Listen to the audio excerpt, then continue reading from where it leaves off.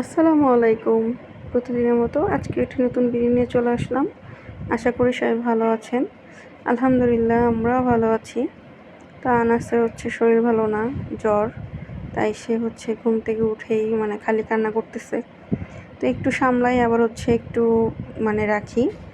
তো এই যে ঘরের এই অবস্থা, আজকে তো সারাদিন বৃষ্টি, কালকেও সারাদিন বৃষ্টি ছিল। তো আমি এই যে মাংসের পাতিলে ভাত মাখায় নিছিলাম, খাইতে পারতেছি না আসলে। আনাজ খুব কান্নাকাটি করতেছে, যেহেতু ওর জ্বর লাগছে আর সর্দি হইতেছে, বারবার নাক দিয়ে পানি পড়তেছে আর কাশি দিতেছে। ও খুব কান্নাকাটি করতেছিল। তো ওর একবার রাখি একবার রান্না করি। তো এই থালা বাসনগুলো সব ধুয়ে রাখা এখন আমি বেগুন ভাজি করতেছিলাম, আর আজকে উস্তাদি আলু দিয়ে রান্না করব। কিন্তু আমি আনাজকে কোলে নিয়ে রান্না করতেই পারতেছিলাম না, কোনো রকম রান্না করতেছি। তো আমি কি করছি না করছি জানি না, মশলা কীভাবে কী দিছি। ও বারবার কান্না করতেছে, আমি একটা রেখে যাই আবার আসি দৌড়ায়।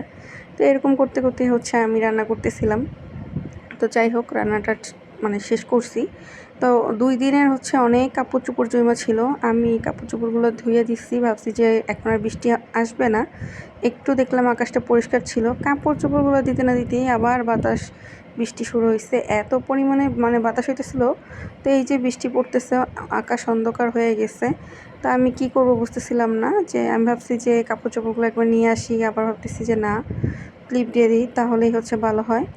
তো পরে দেখি যে বৃষ্টি অনেক জোরে শুরু হয়েছে। তো আমি যাই আগে বারান্দায় ক্লিপ দিচ্ছি কাপড় চোপড়ে। তারপরে আমি এখন খাইতে বসবো, কিন্তু তারপরও চিন্তা হইতেছিল এতগুলো কাপড় চোপড় কী করব। তো আচ্ছা, চিন্তা করলাম যে ভেজা কাপড় চোপড় তো সমস্যা নাই, এগুলাতে একটু পানি লাগলে কিছু হবে না, পরে ঠিক হয়ে যাবে। তো রাত্রে করব। তো আমি এখানে লাঞ্চ করতে বসছি। তো আজকে ঠিকমতো খাওয়া হইতেছিল না, কারণ আনাস ঘুমের মতো বারবার কান্না করে উঠতেছিল। তো আমি একটু চা বসাইছি, আমার খুব মাথা ব্যথা করতেছে। সকালবেলা ঘুম থেকে উঠছি, বিকালে একটু ঘুমাইতে পারি নাই। তো বাইরে বৃষ্টি হইতেছে, আমি এখানে বসে বসে চা বিস্কুট খাইতেছিলাম বিকালবেলা। তো আমি কি করব বুঝতেছি না। পরে একটু শুয়ে ঘুমায় গেছিলাম। তারপর সন্ধ্যায় ইমু বাসায় আসছে, ইমুকে খাওয়া দাওয়া দিচ্ছি। তারপর একটু পেঁয়াজু বানাইলাম। তো ইমু আবার বাহিরে যাবে।